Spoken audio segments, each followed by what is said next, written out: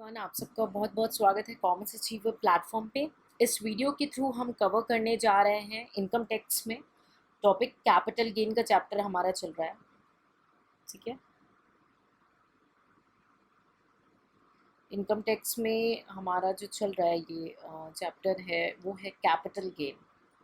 ठीक है, इस वीडियो के थ्रू हम कवर करेंगे topic compulsory acquisition by government, जो कि कवर्ड है सेक्शन 45 सब क्लॉज 5 में। तो चलिए पहले प्रोविजन को अंडरस्टैंड करते हैं, और आपसे रिक्वेस्ट है कि प्रोविजन को अंडरस्टैंड करें और बार बार रिवीजन करें, क्योंकि अगर प्रोविजन क्लियर है तभी न्यूमेरिकल करेंगे तो कॉन्फिडेंस आएगा। अगर प्रोविजन क्लियर नहीं है तो हर बार नए न्यूमेरिकल करेंगे और नई चीज़ें लगेंगी तो मन में डर बैठेगा आपके।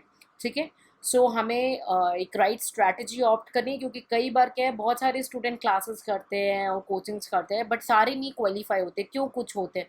बिकॉज उनके पास राइट स्ट्रैटेजी है जो कि हम अब आपको शेयर कर रहे हैं। ठीक है, तो प्रोविजंस को प्रॉपरली अंडरस्टैंड करेंगे। तो चलिए देखते हैं।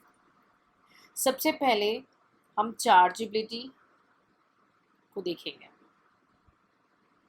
तो ये एक तरीके का ट्रांसफ़र है। ट्रांसफ़र की डिफिनेशन आई होप आपको याद हो, नहीं याद हो तो प्लीज़ जाके देखेंगे सेक्शन 2 सब क्लॉज 47 के अंदर। और अगर ये ट्रांसफ़र है, कैपिटल एसेट है, ट्रांसफ़र है, सारे आप सीक्वेंस को याद करें तो ये कैपिटल गेन में टैक्सेबल हो जाता है। ठीक है, नेचर ऑफ ट्रांसफ़र कैसा होगा, क्या नेचर है ट्रांसफ़र का?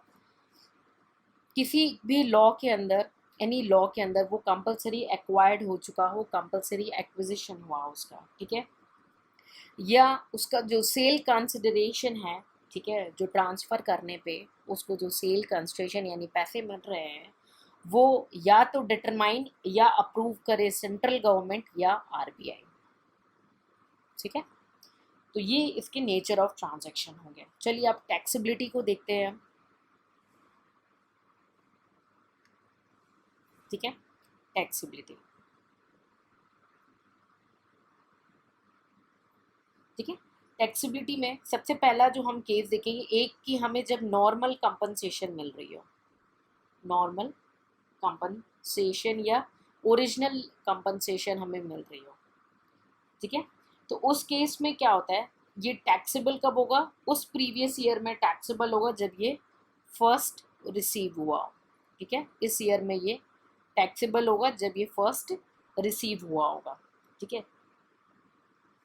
अगर पोर्शन भी मिला हो हमें, ठीक है, अगर पोर्शन भी मिला हो तो हम फुल पे कंसिडर करेंगे। ठीक है, होल अमाउंट ऑफ द जो कंपनसेशन है, whole value is taken, whole value is taken for taxability. ठीक है, पूरी वैल्यू को लेंगे, उसको टैक्सेबल करेंगे। ठीक है, इवन पोर्शन इज रिसीव।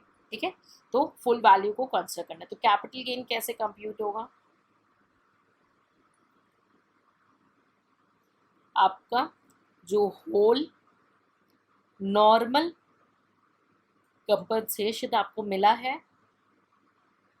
ठीक है, लेस कॉस्ट ऑफ एक्विजिशन या इंडेक्स कॉस्ट ऑफ एक्विजिशन जो भी एप्लीकेबल है। ठीक है, आपका बैलेंस क्या हो जाएगा? कैपिटल गेन, शॉर्ट टर्म और लॉन्ग टर्म जो भी। इंडेक्सेशन कैसे एक्वायर्ड होगा, इंडेक्सेशन कैसे एप्लीकेबल होगा? इंडेक्सेशन जो है जिस ईयर में कंपलसरी एक्वायर्ड हुआ है, ठीक है, जिस ईयर में कंपलसरी एक्वायर्ड हुआ है उस ईयर का इंडेक्सेशन देंगे। ठीक है, तो ये तो हमने देख लिया नॉर्मल कंपनसेशन का यानी ओरिजिनल कंपनसेशन का केस। ठीक है, कौन सा? ओरिजिनल कंपनसेशन का केस। ठीक है, कि ओरिजिनल यानी नॉर्मल कंपनसेशन में कैसे डील करते हैं। ठीक है, अब नेक्स्ट जो हम देखेंगे वो हम देखने जा रहे हैं हमारा जो है एनहेंस्ड कंपनसेशन की। कई बार ना कंपनसेशन रिवाइज्ड होता है, ठीक है, और बढ़ के मिलता है कंपनसेशन। एनहेंस्ड कंपनसेशन इस केस में कैसे करेंगे? एनहेंस्ड कंपनसेशन के केस में कैसे करेंगे? ये भी टैक्सेबल कब होगा? जिस ईयर में एक्चुअली रिसीव हुआ हो इसको एनहेंस्ड वैल्यू, उस ईयर में ये टैक्सेबल हो जाएगा। कौन से थे? प्रीवियस ईयर लेते हैं, हमेशा याद रखेंगे। ठीक है, इस केस में क्योंकि एनहेंस्ड है ना, ओरिजिनल में ऑलरेडी टैक्सेबल हो चुका है, सारी चीज़ें लेंगे तो cost of acquisition and cost of improvement हमेशा निल रहेगी। ठीक है, और कैपिटल गेन कैपिटल गेन कैसे कैलकुलेट करेंगे? जो भी एनहेंस्ड कंपनसेशन मिली है, ठीक है, उससे लेस कर देंगे जो एक्सपेंस इनकर्ड हुआ है इस एनहेंस्ड कंपनसेशन की वजह से, ठीक है, क्योंकि कॉस्ट ऑफ एक्विजिशन और ये तो निल है ना, तो ये तो आना ही नहीं है, बैलेंस आपका कैपिटल गेन हो जाएगा, ठीक है। आई होप आपको क्लियर हो गया। अब मानो कोई ऑर्डर वगैरह चल रहा हो, ठीक है, कोई ऑर्डर वगैरह चल रहा हो, जिसको हम बोल सकते हैं इंटरिम ऑर्डर कोई है, ठीक है, और कोर्ट या ट्राइब्यूनल या कोई भी अथॉरिटी है, उसने कोई कंपनसेशन दिया है कोई भी अमाउंट का, इंटरिम ऑर्डर की वजह से आपको मिला है, ठीक है, तो इंटरिम ऑर्डर की वजह से अगर आपको जो कंपनसेशन मिलेगा उसको भी कैपिटल गेन में कंप्यूट करेंगे,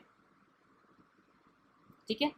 कि कब कैलकुलेट होगा? उस प्रीवियस ईयर में होगा जिस ईयर में हमें फाइनल ऑर्डर जो है मिला है, ठीक है, जिस ईयर में हमें फाइनल ऑर्डर मिला, तो किस ईयर में चार्जेबल होगा? ये डीम माना जाता है कैपिटल गेन, और चार्जेबल होगा previous year in which final order उस कोर्ट का, ट्राइब्यूनल का या किसी भी अथॉरिटी का वो मिलता है, ठीक है।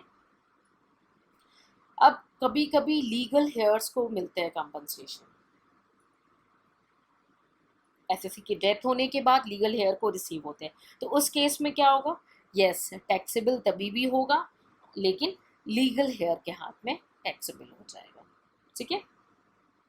अब मैंने बोला इंटरिम ऑर्डर से हो गया कंपनसेशन, कई बार ना आगे चल के कुछ लड़ाई लड़ती है और रिड्यूस हो जाता है कंपनसेशन, ठीक है।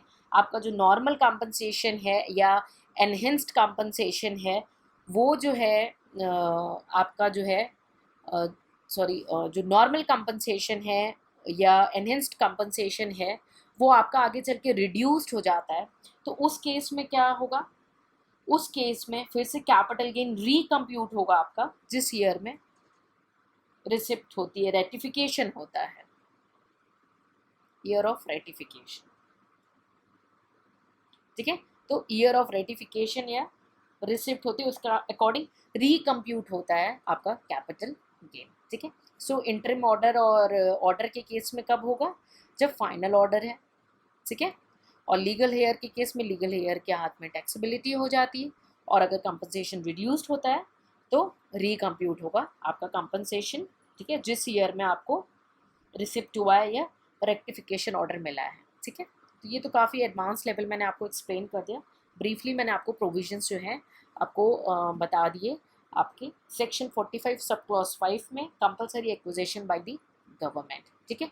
सो आई होप आपको क्लियर हो गया हो, और यहाँ पे हम सिर्फ प्रोविजन डिस्कस किए हैं, ठीक है, और किसी न्यूमेरिकल को हम लोग सेपरेटली कवर करेंगे, इसलिए क्योंकि कई बार स्टूडेंट को सिर्फ प्रोविजन रिवाइज करना होता है नंबर ऑफ टाइम में, तो वो प्रोविजन को ही देखें, इसीलिए वीडियो ज़्यादा लेंथी नहीं करने के लिए हमने न्यूमेरिकल को सेपरेट करना है। और आफ्टर कंप्लीट मैं आपको रिकमेंड करूँगी कि आप जब सारे प्रोविजन को अंडरस्टैंड और मेमोराइज कर लें उसके बाद ही न्यूमेरिकल्स को करें, बट न्यूमेरिकल्स को भी करना बहुत ज़्यादा इंपॉर्टेंट है, तो उसको छोड़ के नहीं जाएंगे, ठीक है।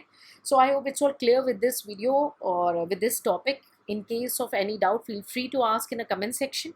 Take care. See you in the next lecture.